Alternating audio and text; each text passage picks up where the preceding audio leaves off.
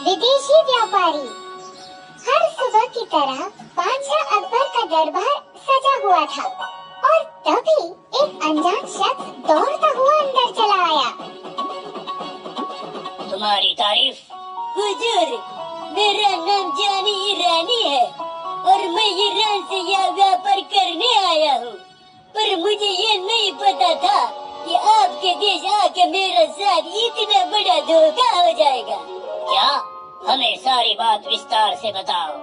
जी हुजूर, वो दरअसल ईरानी व्यापारी ने बताया, जब वो अपना भारी सामान ले सरहद पार पहुंचा, तब लाला लालची नाम का एक व्यापारी उससे मिला, जिसके पास कुछ खाली गधे थे। अरे इतना भारी सामान इतने खरीद धूप में तुम कैसे ला कर जाओगा? एक काम करो, मेरे गधों पर अपना कुछ सामान रख दो। आपका बड़ा शुक्रान। ईरानी ने अपना सामान गधों पर डाला और राज्य की ओर बढ़ पड़े।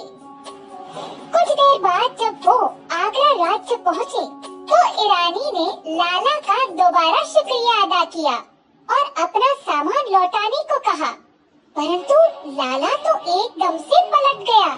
अरे वाह, कौन सा सामान? यह सामान तो मेरा है।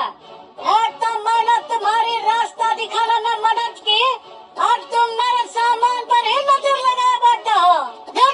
लाला की आवाज सुन वहाँ भीड़ इकट्ठा हो गई, क्योंकि लाला जाना माना इंसान था। तो भीड़ में से एक व्यक्ति ने उनसे पूछा, क्या हुआ लाला, सब ठीक? अब क्या बताओ?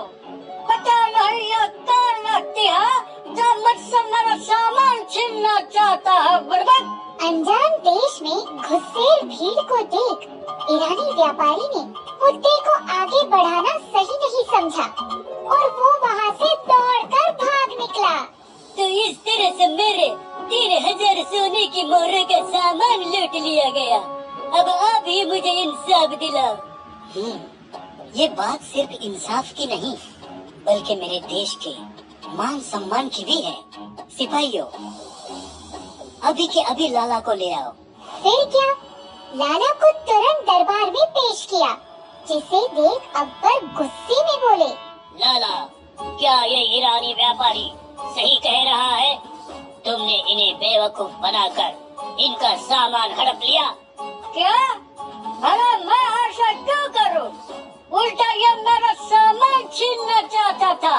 वो तो भला है हमारे राज्य के भली भीड़ का, जिन्होंने इसे घेर लिया और ये व्यक्ति वहाँ से भाग निकला। अब आप ही बताओ, अगर ये सही होता तो वहाँ से भागता क्यों भला? लाला की बात में तो दम है। इसकी बात का यकीन मत कीजिए हुजूर, ये झूठ बोल रही है। फिर क्या? दोनों में तू मैं शुरू हो गई और बादशाह गुस्सा हो बोले, खामोश! हमारी जनता पे इतना घिनौना इल्जाम लगाने के जुर्म में इस ईरानी व्यापारी को काल कोठरी में डाल दिया जाए। ये सुन तो ईरानी के पाँव के नीचे से जमीन ही खिसक गई और लाला लालची तो मन ही मन मुस्कुरा उठा, परंतु उसे नहीं पता था कि इसके पीछे बादशाह की सोची समझी योजना थी। फिर क्या? अगले दिन बादशाह ने सारी घटना बीरबल को विस्तार से बताई।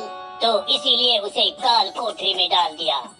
बाहर रहने से उनकी जान को भीड़ से खतरा हो सकता है। ये तो आपने सही किया, परंतु ये मामला काफी पेचीदा है। कौन सच्चा है और कौन झूठा, ये कहना बड़ा मुश्किल है। सही कहा, पर हम बिना सबूत के किसी बेगुनाह को ये सजा नहीं दे सकते हैं। ऊपर से इस वजह से हमारे रिश्ते ईरान से बिगड़ सकते हैं।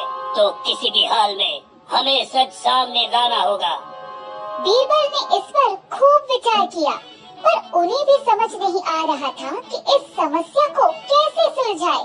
और तभी उनकी नजर खिड़की के बाहर खड़े सेवक पर पड़ी, जो सब्जी वाले के साथ भाव का तोल मोल कर रहा था, जिन्हें देख बीरबल को कुछ विचार आया। टमाटर वाकई काफी महंगे हो गए हैं। अगले दिन लाला लालची व्यापारी ने अपनी दुकान लगाई और वहाँ एक ग्राहक आया और बोला, નમસ્તે લાલાજી, હું ગુજરાત से આવું છું। दरअसल મને कुछ ईरानी रेशम कालीन જોઈએ છે। आने किसी ने बताया कि आप ईरान से माल लाते हैं।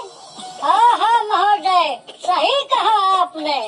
अभी कल ही मैंने ईरान से कुछ रेशमी कालीन लाई है, अभी बताता हूँ।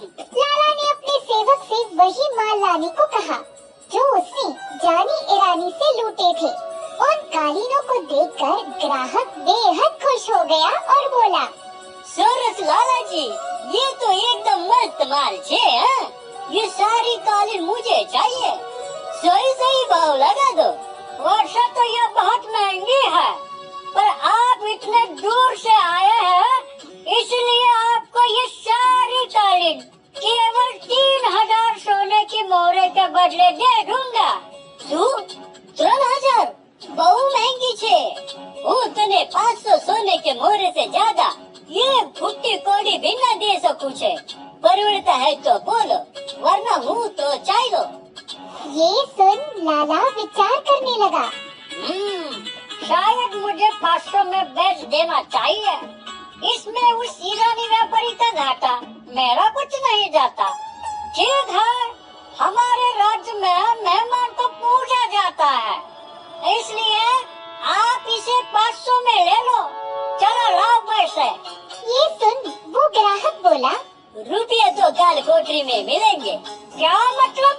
और तभी उस ग्राहक ने अपनी दाढ़ी मूछ निकाली और वो निकला बीरबल। उसी वक्त वहाँ 2 सैनिक भी आ पहुँचे। बीरबल आए? हाँ मैं तुम्हें ईरानी व्यापारी से लूट और धोखाधड़ी के जुर्म में गिरफ्तार करता हूँ। अरे वाह, क्या सबूत है कि मैंने धोखा दिया है? इस माल को देखो। ईरानी ने बताया था कि इनकी कीमत कम से कम 3000 सोने की मोहरे है, पर तुम इसे इतने सस्ते में इसलिए बेच रहे हो क्योंकि इसमें तुम्हारा कोई निवेश नहीं है। अब अपना जुर्म कबूल कर लो, वरना काल कोठरी जाकर तुम्हारा हिसाब किताब करता हूँ।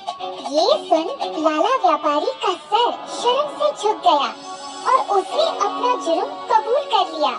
ईरानी व्यापारी को बाइज्जत बरी कर उसके सारे कालीन की कीमत चुकाई गई, ताकि वो हमारे देश से अच्छे अनुभव के साथ जाए। और हमने ये सीखा कि ईमानदारी से किया काम ही सफल होता है।